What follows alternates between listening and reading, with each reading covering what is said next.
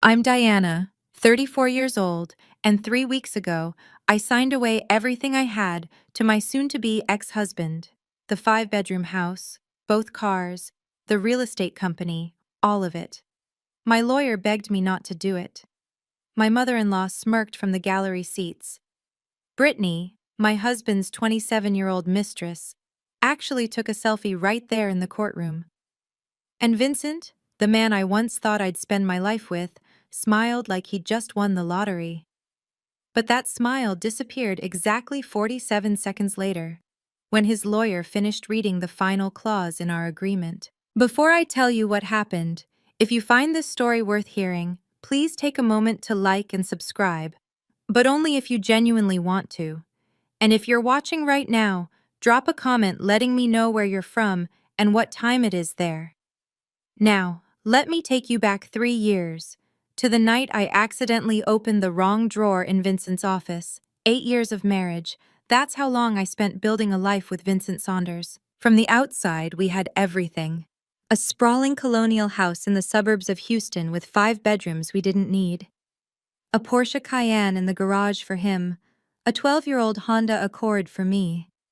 Dinner parties where Vincent held court while I refilled wine glasses. The perfect American dream, if you squinted hard enough and didn't ask too many questions. Vincent controlled everything about our finances. "I'll handle the money, you handle the house," he told me on our honeymoon. And I, young, in love, desperate to avoid the kind of fights that destroyed my parents' marriage, agreed. Before Tyler was born, I was a senior accountant at a mid-sized firm downtown. I was good at it. Numbers made sense to me in a way people sometimes didn't. But when I got pregnant, Vincent sat me down with that reasonable tone he used when he'd already made a decision. "The baby needs his mother at home. I make enough for both of us." So I quit.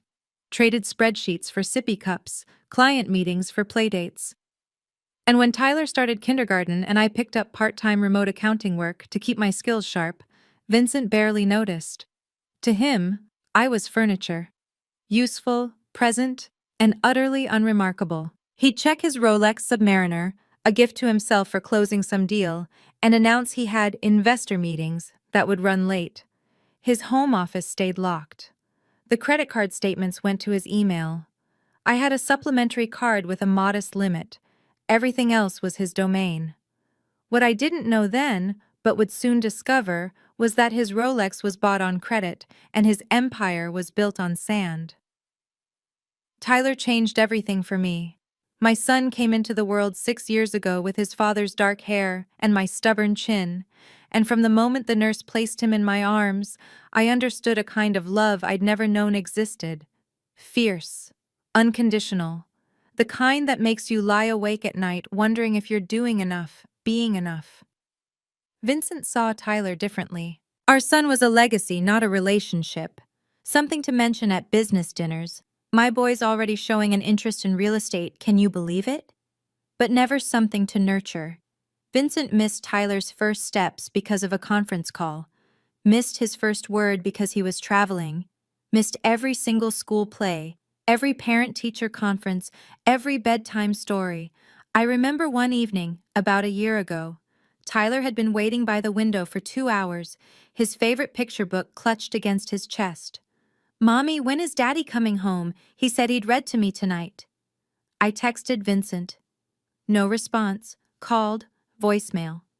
Tyler fell asleep on the couch, still holding that book. When Vincent finally walked in at 11, smelling faintly of cologne that wasn't his usual, I asked if he'd forgotten his promise.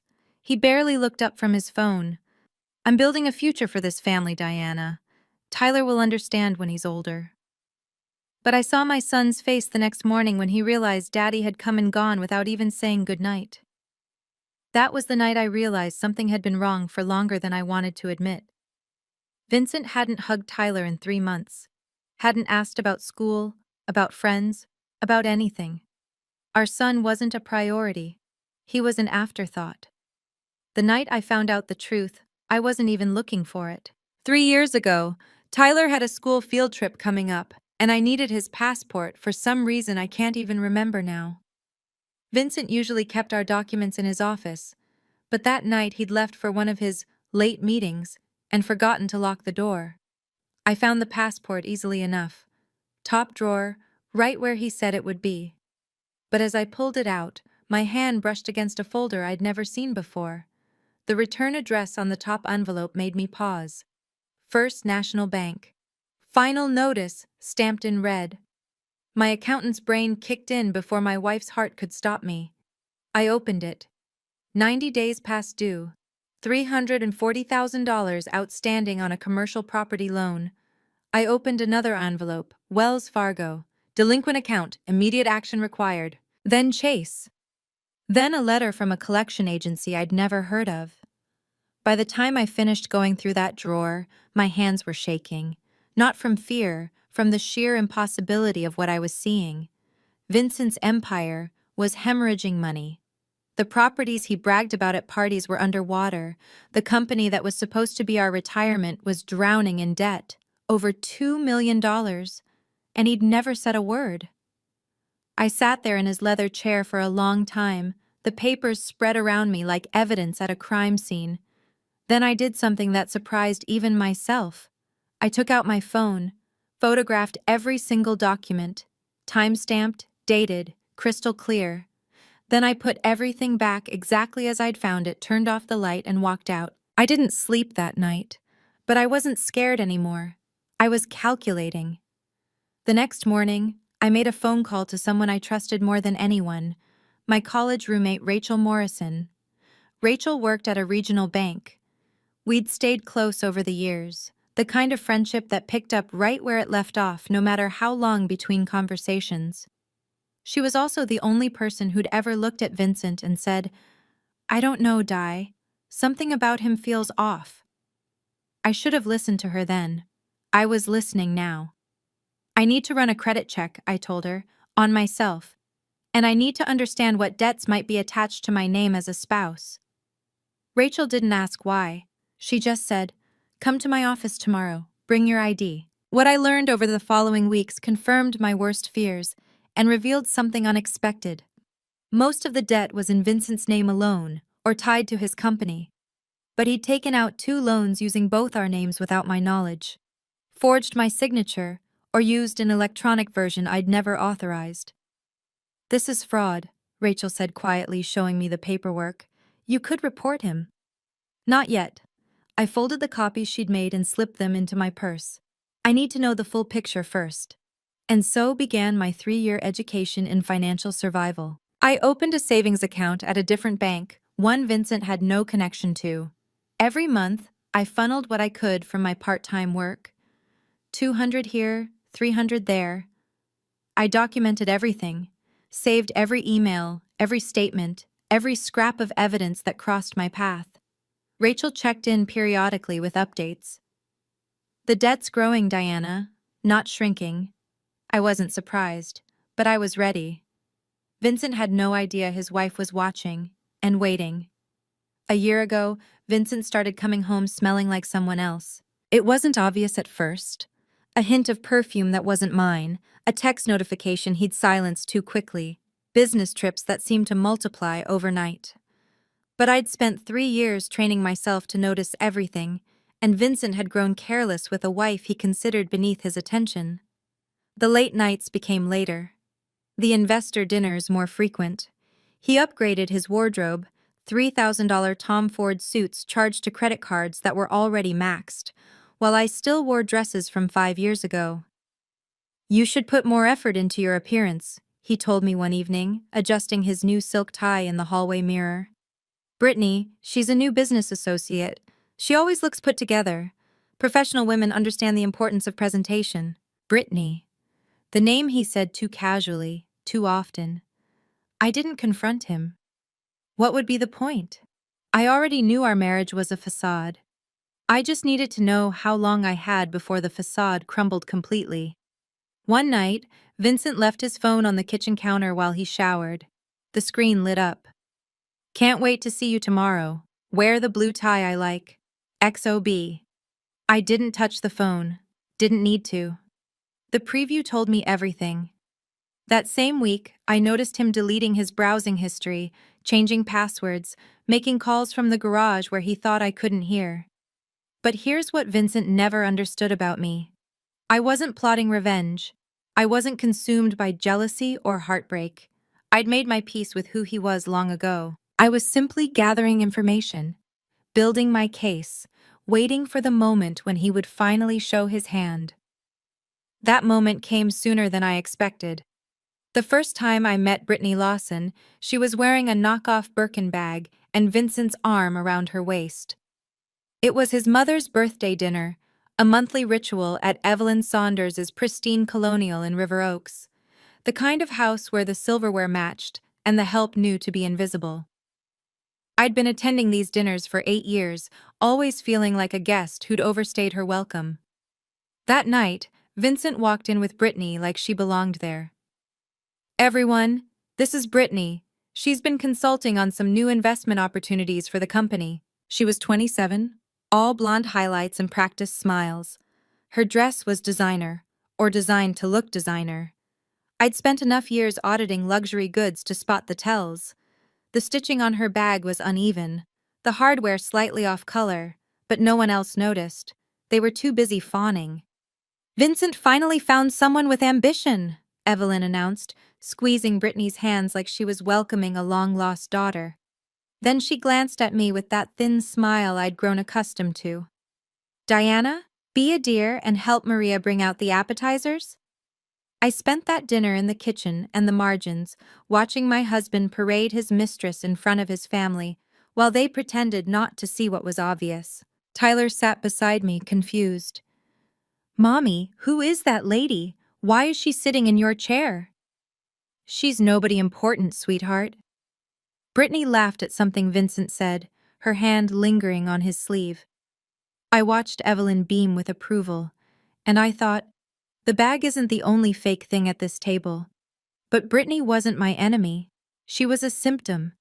The real threat was the man she didn't know was already bankrupt, in more ways than one. 6 months before the final hearing, Vincent sat me down at our dining table and delivered the news like he was announcing a quarterly earnings report. "I want a divorce." No preamble, no apology. Just 5 words dropped between us like a contract termination. I'd known this was coming. Had prepared for it, planned for it, almost welcomed it. But hearing him say it still felt like a door slamming shut on a decade of my life. "I see," I said. "What are you proposing?" Vincent leaned back, his expression the same one he used when negotiating with people he considered beneath him. "I want the house, the cars, the company, everything we built. I'll be keeping it." "And what about me?" He shrugged. "You can keep Tyler. I'm not interested in custody battles. The kid would slow me down." The kid. Our son. 6 years old, innocent, adoring, and his father couldn't even be bothered to use his name. "You're sure?" I kept my voice steady. "You want everything? All the assets?" "All of them. Every property, every account, every share." Vincent smiled, clearly pleased with his own generosity. "I'm being reasonable here, Diana. Most men in my position would fight you for the child too, just to avoid support payments. I'm letting you walk away with something." Something. My son. Like Tyler was a consolation prize. I looked at my husband, really looked at him, and saw exactly what he saw when he looked at me. Nothing worth fighting for. "All right," I said quietly. "I'll need some time to review everything." Vincent's eyebrows rose. He'd expected tears, maybe. Bargaining, not compliance. "That's reasonable. I'll have my lawyer send over the paperwork." What he didn't know was that I'd been waiting for this moment for 3 years, and I was ready. The first meeting with Vincent's lawyer happened in a corner office downtown, all glass walls and leather chairs designed to intimidate. Gerald Hoffman was a silver-haired partner at one of Houston's most aggressive family law firms, the kind of man who charged $600 an hour and looked at opposing parties like they were problems to be eliminated. Vincent had clearly chosen him for exactly that reason. I came alone, no lawyer, just me and my 5-year-old Blazer, sitting across from two men who clearly thought the meeting was a formality. "Mrs. Saunders," Gerald began, sliding a thick folder across the table. "My client has prepared a comprehensive proposal for the division of marital assets. Given the circumstances, we believe this is more than fair." I opened the folder. Pages of legalese detailing how Vincent would retain sole ownership of everything: the house, vehicles, investment accounts, and Saunders Properties LLC. In exchange, I would receive my personal belongings and custody of Tyler. No alimony, no portion of the business, nothing. Vincent watched me read with a satisfied smirk. "She doesn't need a lawyer," he said to Gerald, not bothering to lower his voice. "She's just a part-time bookkeeper. She wouldn't understand any of this even if she tried." Gerald looked uncomfortable. "Mr. Saunders, I really should advise that your wife retain independent counsel." "Not necessary." Vincent waved his hand dismissively. "Diana knows I built everything. She contributed nothing. Right, Diana?" I closed the folder and met his eyes. "I'll need a few days to review this. Then I'll provide my response." Vincent blinked, clearly expecting immediate surrender. But he recovered quickly, that arrogant smile returning. "Take all the time you need. The outcome won't change." I walked out of that office, and I wasn't a victim. I was a woman with a plan. Within a week, Vincent had rewritten our entire marriage for public consumption. "Diana's being completely unreasonable," I overheard him tell mutual friends at a neighborhood gathering I hadn't been invited to. "I'm offering her a clean break, and she's trying to drag this out, probably hoping to take half my company when she never worked a day for it." The Whisper network moved fast. People I'd known for years suddenly stopped returning calls. A mom from Tyler's school gave me a sympathetic look and said, "I heard about everything. It must be so hard realizing you weren't compatible." Compatible.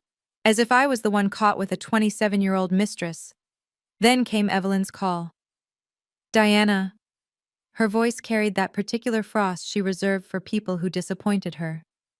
"I understand you're making this difficult for Vincent.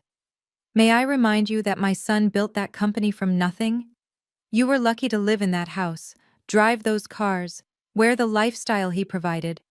Don't embarrass yourself by pretending you deserve more." "I haven't asked for anything, Evelyn." "Good. Keep it that way. And don't drag this through the courts. It would be humiliating for everyone, especially Tyler."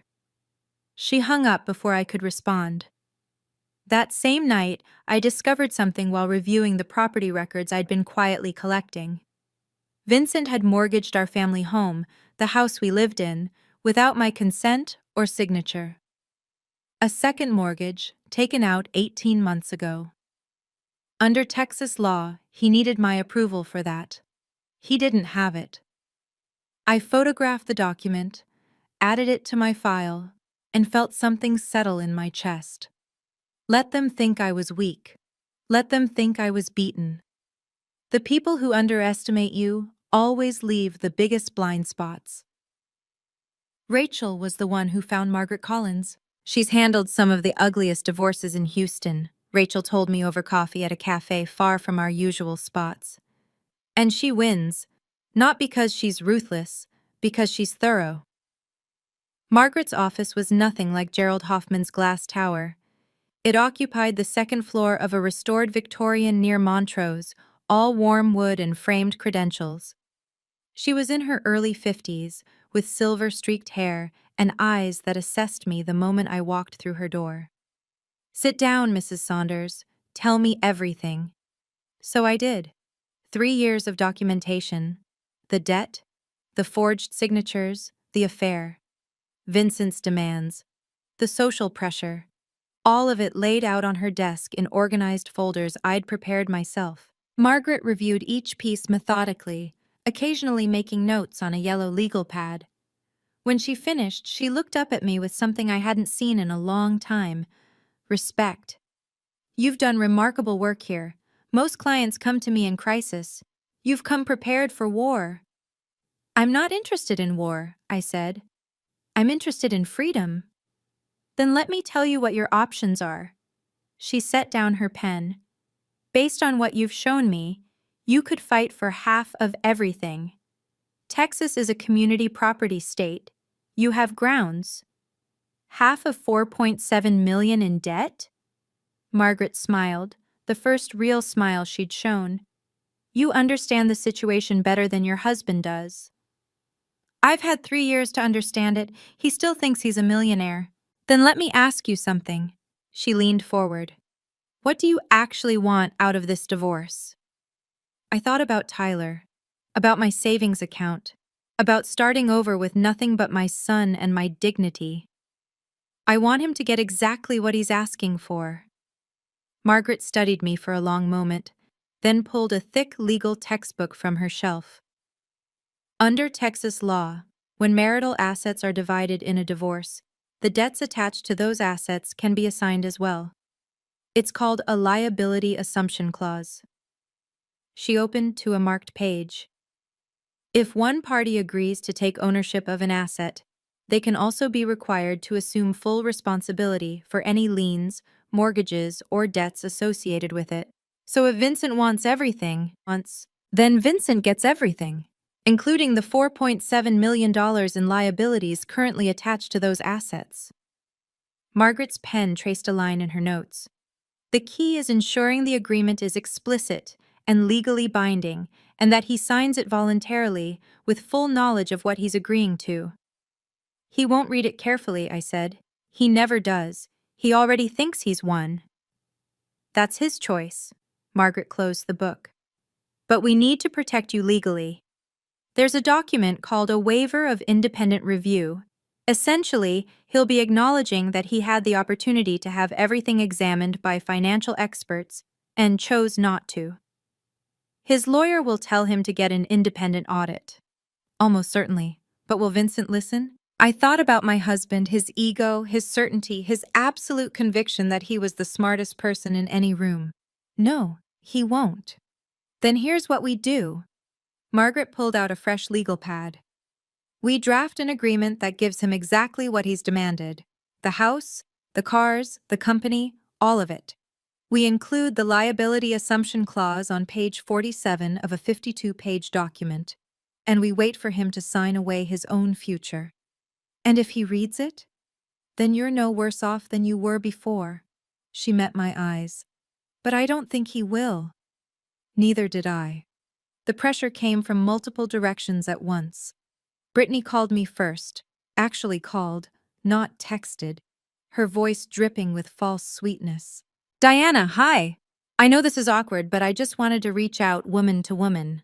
She paused for effect. Vincent and I are looking at some properties together, and the financing is getting complicated because of the divorce timeline. If you could just speed things along, it would make everything so much easier. Speed things along, I repeated. You know how it is. We want to start our new chapter, and you're probably ready to move on too, right? It's better for everyone if we can just wrap this up quickly. I let the silence stretch just long enough to make her uncomfortable. I'll take that under consideration, Brittany. Then Vincent weighed in via email, always documenting himself, never aware of how those words might look later. Diana, my patience is running thin. If you don't sign within 2 weeks, I'll file a motion claiming deliberate delay. Gerald says I have grounds. Don't make this ugly. The threats continued. His lawyer sent formal letters. His mother left voicemails. Even acquaintances started reaching out with helpful advice about accepting reality. But buried in Brittany's phone call was something she probably shouldn't have mentioned. The financing is getting complicated, which meant Vincent needed assets on paper to secure new loans. He was planning to leverage the very properties that were already drowning in debt, probably to fund his new life with Brittany. He wasn't just greedy, he was desperate. I showed the email to Margaret. He's signing a waiver with this kind of documented pressure? She almost laughed. Diana, your husband is building our case for us. I just smiled. Let him keep pushing. Every threat was another nail in his own coffin. The family meeting was Evelyn's idea, naturally. We should settle this like civilized people, she announced, summoning us all to her River Oaks dining room, the one with the Waterford crystal chandelier and the mahogany table that had witnessed 30 years of Saunders family power plays. Vincent sat at the head of the table, Evelyn to his right, a few cousins and an uncle scattered along the sides like a jury. I was placed at the far end, physically marginalized, exactly where they wanted me. Diana has agreed to accept Vincent's terms, Evelyn began, not bothering to let me speak for myself. She'll sign the papers this week and we can all move forward from this unfortunate situation. Vincent smiled magnanimously. I always knew she'd come around. Diana understands she wasn't really equipped for this kind of negotiation. The cousins nodded. The uncle cleared his throat approvingly. I sat with my hands folded, saying nothing. We should acknowledge that Vincent is being extremely generous here, Evelyn continued. He's letting Diana keep Tyler, even though, she waved her hand vaguely, a boy needs his father, traditionally speaking. Tyler is my priority, I said quietly. I just want what's best for him. Then sign the papers, Vincent said. Stop dragging this out. I looked down at my hands, performing the defeated wife they expected to see. You're right, I'll sign. I only wanted to make sure I understood everything. Evelyn beamed. Finally, some sense. You see, Vincent?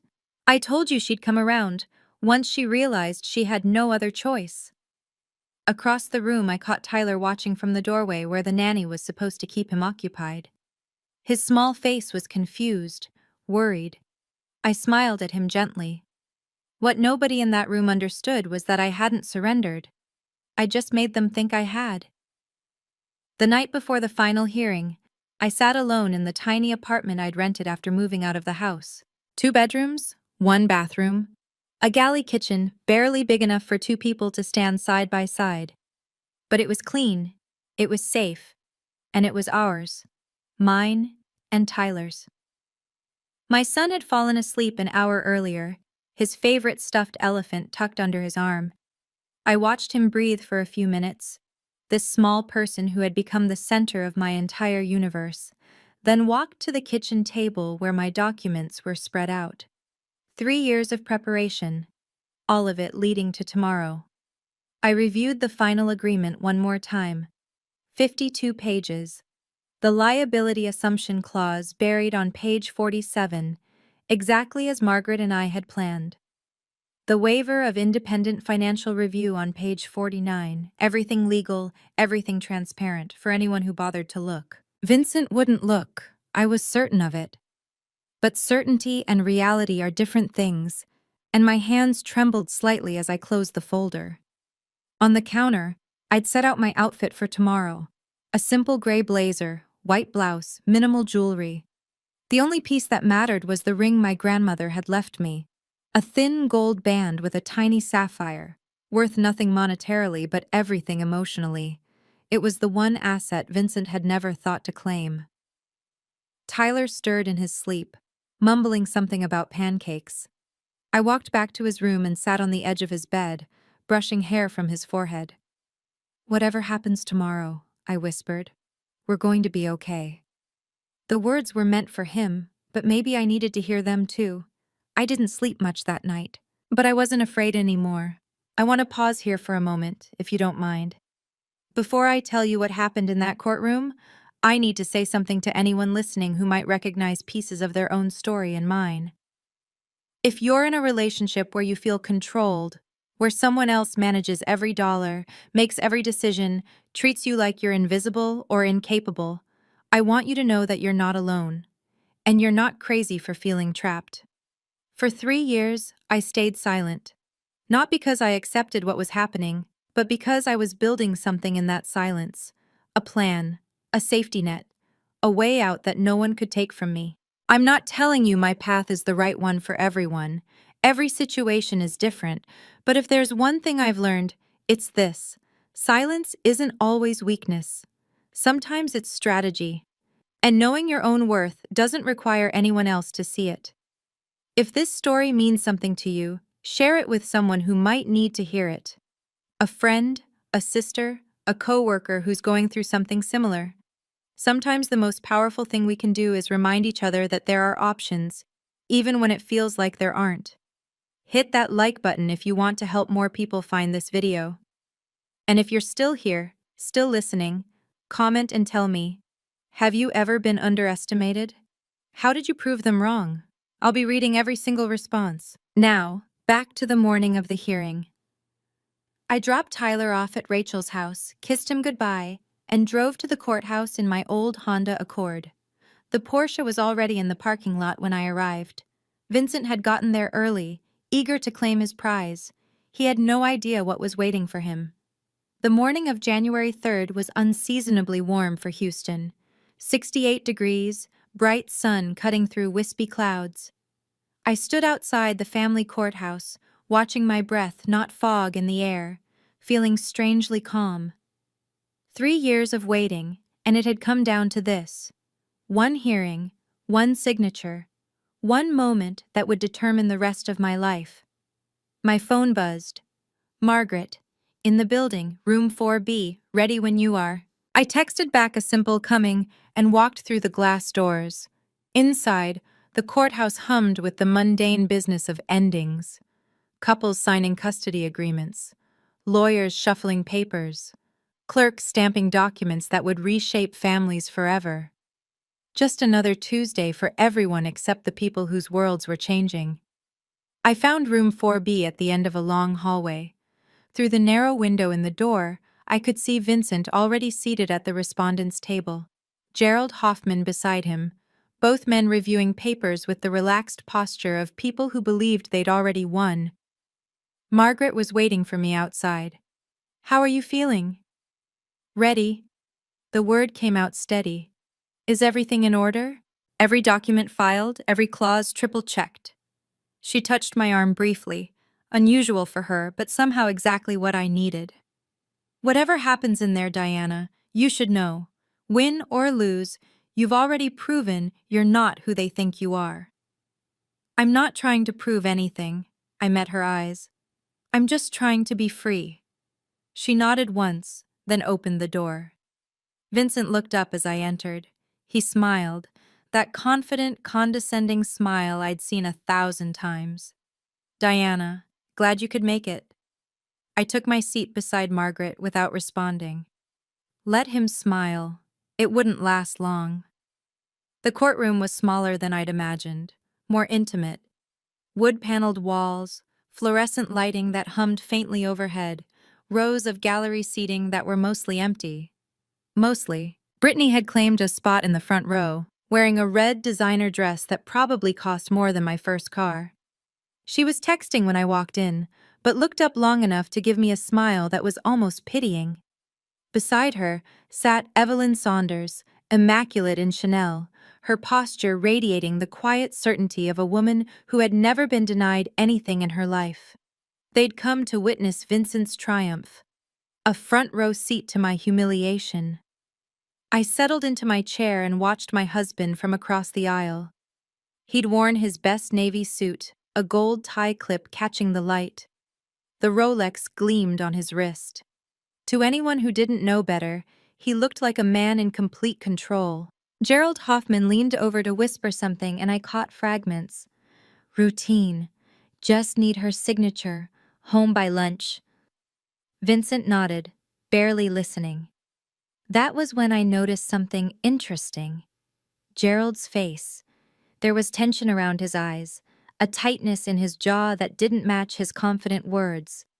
He kept glancing at the thick document folder between them, then at Vincent, who hadn't touched it. Judge Harriet Dawson presiding, the clerk announced. A woman in her 60s entered from chambers, gray hair pinned back severely, reading glasses perched on her nose. We're here for the matter of Saunders vs. Saunders, final dissolution hearing. She looked up. Counselors, are both parties prepared to proceed? We are, Your Honor, Gerald said. We are, Margaret confirmed. Judge Dawson nodded. Then let's begin. I understand we have a settlement agreement to review. Vincent straightened in his seat, practically glowing with anticipation. Showtime. The agreement was read into the record with the same clinical detachment as a medical diagnosis. Mrs. Saunders agrees to relinquish all claims to the marital residence located at 4521 Willow Creek Drive, the clerk read, as well as all motor vehicles registered to the marriage, including one 2023 Porsche Cayenne and one 2012 Honda Accord. The list went on. Properties, investment accounts, Saunders Properties LLC, and all its holdings. Every asset Vincent had demanded, formally transferred to his sole ownership. Brittany squeezed Evelyn's arm, beaming. Judge Dawson looked over her glasses at me. Mrs. Saunders, you understand that by signing this agreement, you are relinquishing your community property rights to these assets? I understand, Your Honor. And you've had adequate time to review this agreement with your counsel? I have. Any questions before we proceed with signatures? No, Your Honor. Gerald Hoffman cleared his throat. Your Honor, I'd like it noted that my client was advised to obtain independent financial review of the marital assets and debts, but has elected to waive that review. Mr. Saunders? Judge Dawson turned to Vincent. Is that accurate? You're waiving your right to have the financials independently verified before signing? Vincent didn't hesitate. I built this company, Your Honor. I know exactly what it's worth. I don't need some accountant telling me what I already know.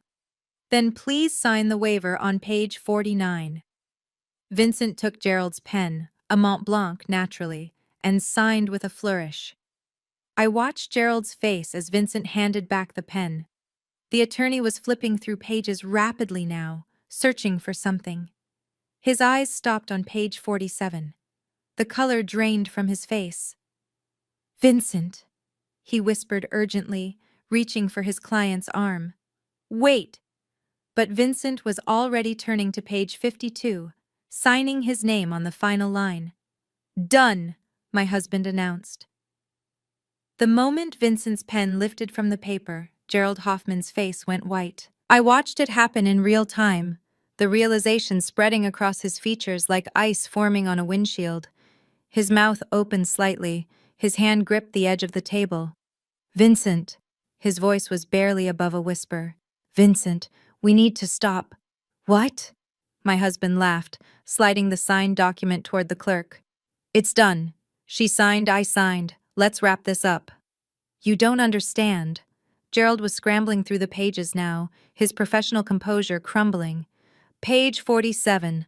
The liability assumption clause. The what? Judge Dawson held up her hand. Mr. Hoffman, is there an issue? Gerald looked from Vincent to the judge to me, and I could see the exact moment he understood he couldn't undo what had just happened. Your Honor, my client may not have fully understood. Your client, Margaret interrupted smoothly, was asked directly if he wanted independent financial review. He declined. He signed the waiver voluntarily. The agreement is executed. What is everyone talking about? Vincent's voice had lost its confidence. What's on page 47? Gerald handed him the document, his finger pointing to the relevant clause. I watched my husband's eyes move across the text. The party receiving marital assets hereby assumes full personal liability for all debts, liens, mortgages, and financial encumbrances attached to said assets, releasing the other party from any and all obligations related thereto. Vincent's face went gray. This says... He looked up at Gerald, then at me. This says I'm responsible for the debts? All $4.7 million, Margaret confirmed. As of your signature 30 seconds ago. Brittany's voice cut through from the gallery. 4 million what? I sat perfectly still, watching my husband finally understand what he'd just done to himself. Vincent shot to his feet so fast his chair screeched against the floor. This is fraud! His voice echoed through the small courtroom. She tricked me! This whole thing is... She can't do this! Mr. Saunders, sit down. Judge Dawson's tone left no room for negotiation. I'm not sitting down until someone explains how this is legal. Gerald, do something. Gerald Hoffman stood frozen, his face the color of old paper. You signed the waiver, Vincent. You specifically stated you knew what the assets were worth. You refused independent review. Because I thought... Vincent spun toward me. You knew. You knew the whole time. You planned this. I didn't plan anything. My voice came out steady, calm. I just gave you exactly what you asked for. Your Honor, Vincent slammed his palm on the table. I demand this agreement be voided. I was deceived. You were not deceived, Mr. Saunders. Judge Dawson removed her reading glasses, fixing him with a stare that silenced the room. The financial records of your company are public. The debts attached to your properties are matters of record. Your wife's attorney included full disclosure documentation in the agreement packet. You chose not to read it. I didn't know. You signed a waiver stating you didn't need to know. The judge's voice hardened. This court cannot protect parties from their own arrogance. From the gallery, I heard Brittany's voice, high and panicked. Vincent, what does this mean? You said you were a millionaire. Evelyn was already standing, gathering her purse, her face rigid with fury and embarrassment. Mom! Vincent reached toward her. Don't. The single word cut like a knife. She walked out without looking back. Vincent stood in the wreckage of his victory, finally understanding that he hadn't won anything. He'd just inherited his own destruction. In the silence that followed Evelyn's exit, I stood. Vincent turned to me, his face contorted with rage and desperation, emotions I'd never seen him show so openly. For 8 years, he'd been the one in control. Now he was watching that control dissolve like sugar in water. You destroyed me, he whispered. You destroyed everything. I walked to the center of the courtroom, close enough that he could hear me clearly, but far enough to maintain the distance I'd been building for 3 years. No, Vincent, you destroyed yourself. I just stopped cleaning up after you. Diana. For 8 years, you told me I had no value, that I didn't understand business or money or anything important. I kept my voice level, the way I'd practiced in front of my bathroom mirror on nights when I couldn't sleep. You said I was just a part-time bookkeeper. You said Tyler was a burden. You said I should be grateful you let me stay. His mouth opened, but no words came. I'm not grateful. I touched my grandmother's ring, drawing strength from the small, familiar weight. I'm free, and for the first time in 8 years, I can finally breathe.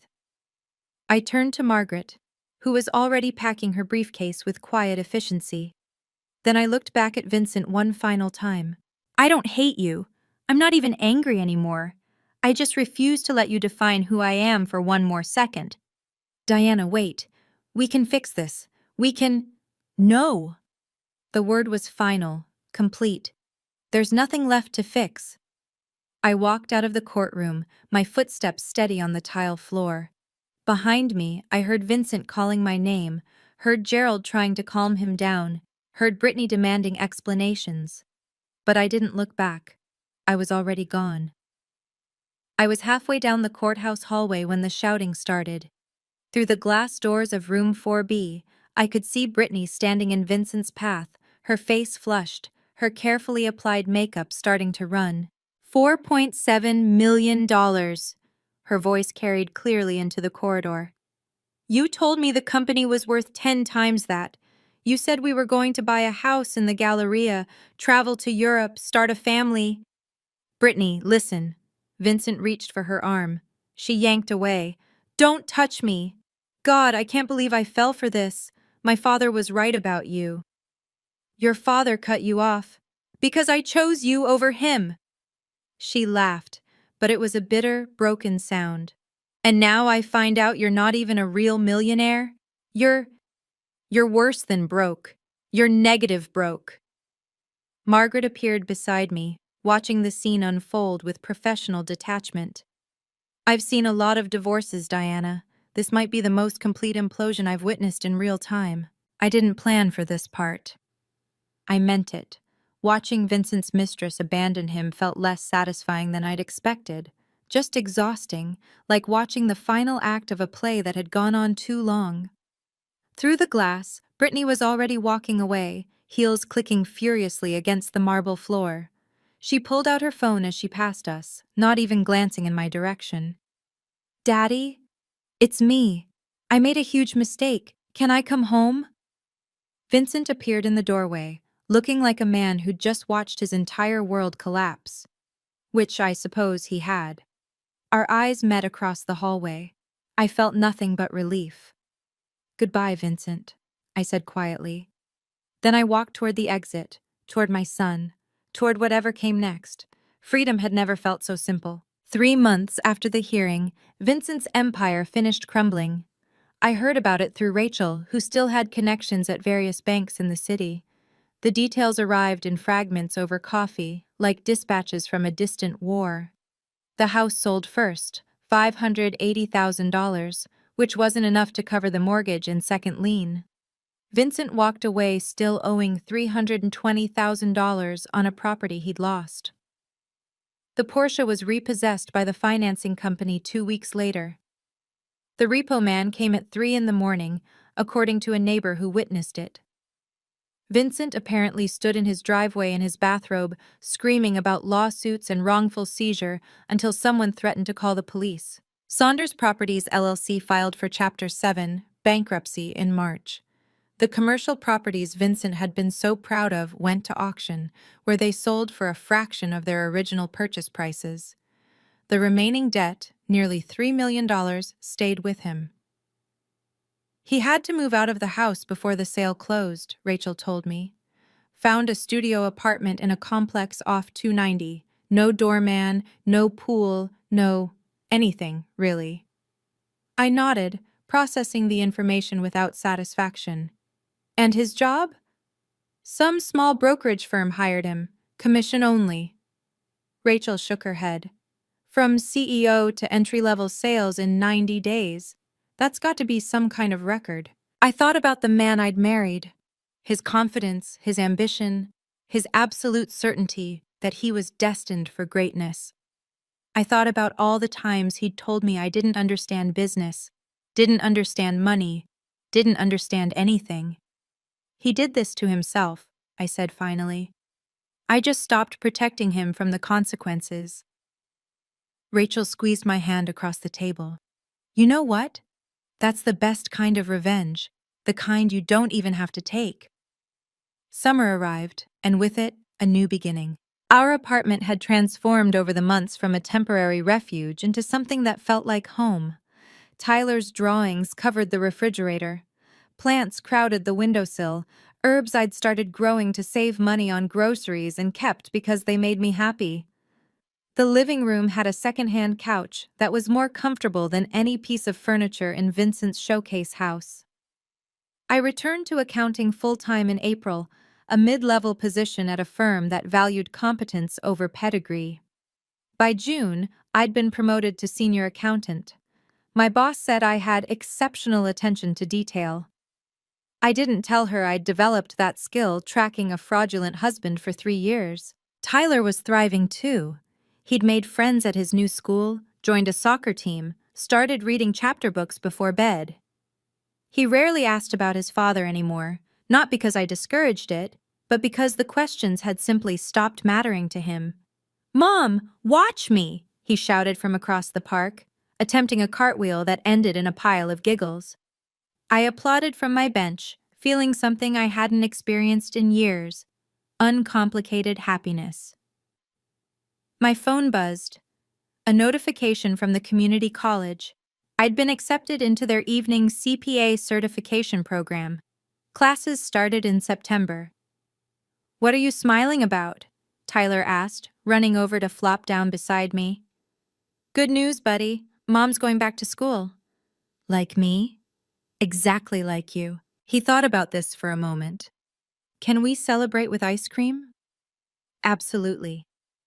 We walked to the shop on the corner, hand in hand, and I realized something that surprised me. This small life, this modest apartment, this ordinary job, this simple joy, was everything I'd never known I wanted. And it was entirely my own. I want to take another moment here, if that's okay. We're almost at the end of this story, but before we get there, I have a question for you. Have you ever made a decision that everyone around you thought was insane? Have you ever trusted yourself when no one else did? Because that's really what this story is about. Not revenge, not karma, not watching someone get what they deserve. It's about the quiet voice inside you that knows the truth, even when the noise of everyone else's opinions tries to drown it out. For 3 years, I listened to that voice. I planned. I prepared. I kept my mouth shut when everyone expected me to argue or beg or fall apart, and when the moment came, I was ready. I'm not telling you this to brag. I'm telling you because I know there's someone watching right now who needs to hear it. Your silence isn't weakness. Your patience isn't passivity. And the people who underestimate you, they're giving you the greatest gift possible, time to prepare while they're too busy feeling superior to notice. So here's my challenge to you. If you know someone who's in the middle of their own silent battle, a friend, a family member, anyone who might need to hear that their planning will pay off, share this video with them. And if this story has meant something to you, take a second to like, subscribe, and turn on notifications. It helps these stories reach more people who might need them. Now, let me tell you what happened when Vincent finally reached out to me, a year after everything fell apart. Because that's when I learned something unexpected. About him, about myself, and about what forgiveness actually means. We're almost at the end. Stay with me. The text came on a Tuesday evening, almost exactly 1 year after the final hearing. I need to talk to you, it's about Tyler. I stared at my phone for a long moment, thumb hovering over the delete button. Then curiosity, or maybe something softer, made me type back, public place. Tomorrow, noon. The cafe on Westheimer. He agreed. I almost didn't recognize Vincent when he walked in. The tailored suits were gone, replaced by khakis and a polo shirt that hung looser than it should have. He'd lost weight, not in a healthy way. His face looked tired, the confidence drained from his features. He sat down across from me without ordering anything. "You look good," he said. "You look happy." "I am." Silence stretched between us. He stared at his hands. "I'm not here to apologize," he finally said. "I know you wouldn't believe me if I did. I'm here because—" He took a breath. "I've been in therapy. For 6 months. And my therapist says I need to take accountability for what I did. To you. To Tyler." I waited. "I was a terrible husband. And a worse father." The words came out like they physically hurt him. "I treated you like you didn't matter. I treated our son like an afterthought. I was so obsessed with my own image that I couldn't see what I was destroying." "Why are you telling me this?" "Because I want to see Tyler." He met my eyes for the first time. "Not to get back at you or prove anything. I want to try to be his father. A real father. If you'll let me." I studied the man I'd once loved, searching for the arrogance I'd learned to navigate. I didn't find it. "I'll consider it," I said. "On conditions." That night, after Tyler was asleep, I sat on my balcony with a cup of tea and watched the city lights flicker in the distance. I thought about the woman I'd been 3 years ago, scared, uncertain, convinced that silence was her only option. I thought about the woman I was now, still quiet, but no longer afraid, still careful, but no longer trapped. Vincent wanted back into Tyler's life. 6 months ago, I would have said no without hesitation. But something in his eyes today had been different. Something broken that was trying to rebuild itself. I couldn't heal him. That wasn't my job anymore. But Tyler deserved to know his father, or at least the father Vincent was trying to become. So I set my conditions.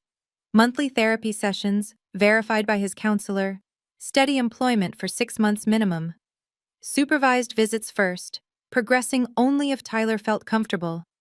And one absolute rule: he would never, ever speak about me negatively in front of our son. Vincent agreed to everything. I didn't know if he'd follow through. People promise change all the time and deliver nothing. But I'd learned something important over the past 3 years.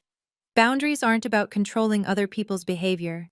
They're about protecting your own peace. I pulled out my journal, something my own therapist had suggested I start, and wrote a few lines. Boundaries aren't walls. They're doors. You choose who walks through them. I chose to give Vincent a door. Whether he walks through it as a better man is up to him. Either way, Tyler and I will be okay. The tea had gone cold, but I didn't mind. I sat there a while longer, watching stars emerge through Houston's light pollution, and let myself feel something I'd almost forgotten was possible. Hope. September arrived with the smell of fresh notebooks and new beginnings. Tyler started first grade the same week I started my CPA certification classes. We developed a routine, homework together at the kitchen table, him practicing his letters while I studied tax law. Sometimes we'd quiz each other. He usually won. "What's 4 plus 6?" I'd ask. 10. "What's the difference between assets and liabilities?" I'd laugh. "Where did you learn that word?" "From you. You say it in your sleep sometimes." Work was going well. My boss had mentioned the possibility of partnership track if I continued performing at my current level and finished my certification. For the first time in my adult life, I was building something that belonged entirely to me. Rachel came by one evening with a bottle of wine. The good kind, not the sale rack kind we used to split in college. "I have news," she announced, settling onto my second-hand couch. "Your ex-husband paid off one of his smaller debts last month. First voluntary payment he's made since the bankruptcy." I took a sip of my wine. "That's good. For him." "Aren't you curious about the details?" "Not particularly." Rachel studied me for a moment, then smiled. "You really are over it, aren't you?" I was over it the day I walked out of that courtroom. I looked around my modest apartment, the plants, the drawings, the evidence of a life built from scratch. I just didn't know what came next. Now I do. The next morning, Tyler and I walked to school together, his hand warm in mine. "Mom?" he asked as we reached the gates. "Are you happy?" I knelt down to his level, adjusting his backpack straps. "Yes, baby, I really am." He smiled, that beautiful, uncomplicated smile that made everything worthwhile, and ran toward his classroom. I stood watching until he disappeared inside. Then I walked toward my future. Before I end this story, I want to share something my therapist helped me understand about Vincent, about myself, and maybe about someone you know. Vincent wasn't born cruel. He was raised to believe that being a man meant being in control of money, of decisions, of everything and everyone around him. His father was the same way, and his father before that.